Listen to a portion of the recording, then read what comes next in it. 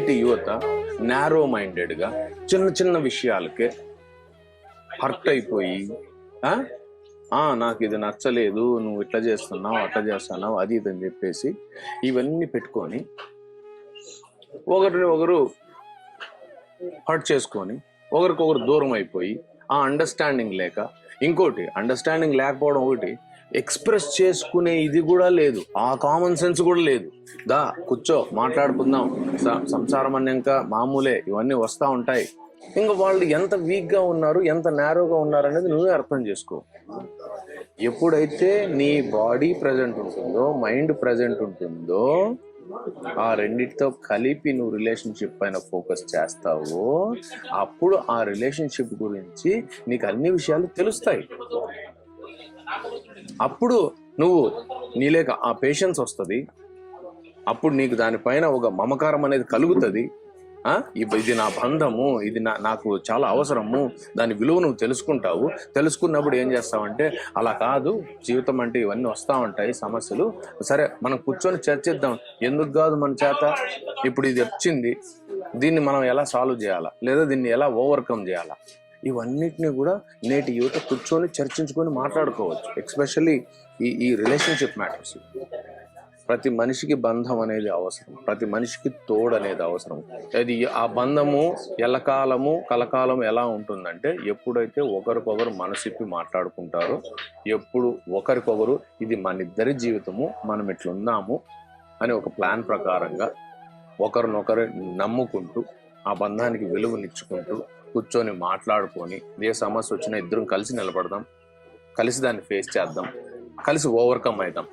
ఏదైనా సుఖాలు వచ్చినాయి కలిసి పంచుకుందాం, హ్యాపీగా ఉందాం, మంచిగా ఎక్కడైనా నువ్వు నేను ఒకరికి ఒకరం, రెండు శరీరాలు ఒకటే జీవితం అన్నట్లు ఎప్పుడైతే ఒకరు ఒక కమిట్మెంట్ని పెట్టుకుంటారో రిలేషన్షిప్లో, ఆ రిలేషన్షిప్లు చాలా కాలం సాగుతాయి. నేటి యూత్ అయితే అది తెలుసుకోవాలి. Sacrifice is very important. నేను చెప్పినట్టే జరగాలని మగపిల్లోడు అనకూడదు, నాకు ఇట్లే కావాలని ఆడపాప అనకూడదు. ఆమె కొన్ని సర్దుకుపోవాలా, ఈయన కొన్ని వదులుకొని ఇతను కొన్ని సర్దుకోవాలా. ఒకరి కోసం ఒకరు, ఒకరి హ్యాపీనెస్ కోసం ఇంకొకరు ఎప్పుడు ఆలోచిస్తూ ఉండాలి. నేను ఏం చేస్తే నా వైఫ్ హ్యాపీగా ఉంటుంది, నేను ఏం మాట్లాడితే, నేను ఎలా ప్రవర్తిస్తే, నేను ఎలా బుజ్జగిస్తే, ఎలా దగ్గర తీసుకుంటే తనకిష్టం అనేది ఇతను కొద్దిగా రీసెర్చ్ చేసి ఇతను తెలుసుకోవాలి కొద్దిగా.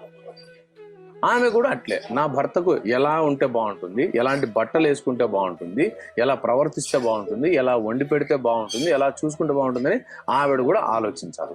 అంతేగాని నాకు నచ్చినట్టు నేను ఉంటానందంటే తెగిపోతుంది, పగిలిపోతుంది, ఇరిగిపోతుంది, డివార్స్ వచ్చేస్తుంది. సో కాబట్టి నేను ఒకటే చెప్పే పాయింట్, దయచేసి ఎట్టి పరిస్థితుల్లోనూ స్వార్థాన్ని పెట్టుకొని అయితే మాత్రము రిలేషన్షిప్స్లో దిగద్దండి, ఫ్యామిలీని స్టార్ట్ చేయొద్దండి, మ్యారేజ్ చేసుకోవద్దండి.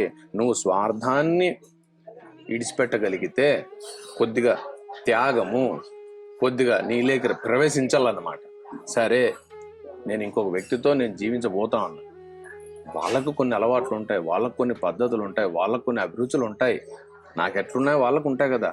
సరే నేను ఇదే కావాలని పట్టుకోకుండా కొద్దిగా నేను కూడా ఓపెన్ అయ్యి వాళ్ళని వెల్కమ్ చేసి, వాళ్ళకు కూడా కొద్దిగా ఫ్రీ స్పేస్ ఇచ్చి, వాళ్ళు ఏమనేది తెలుసుకొని నేనేమనేది తెలియచెప్పి ఈ రిలేషన్షిప్ని ముందుకు తీసుకొని పోదాము అనుకోగలిగిన వాళ్ళకే ఆ బంధాన్ని నిలబెట్టుకునే దానికి ఒక అవకాశం అనేదన్నా ఉంది.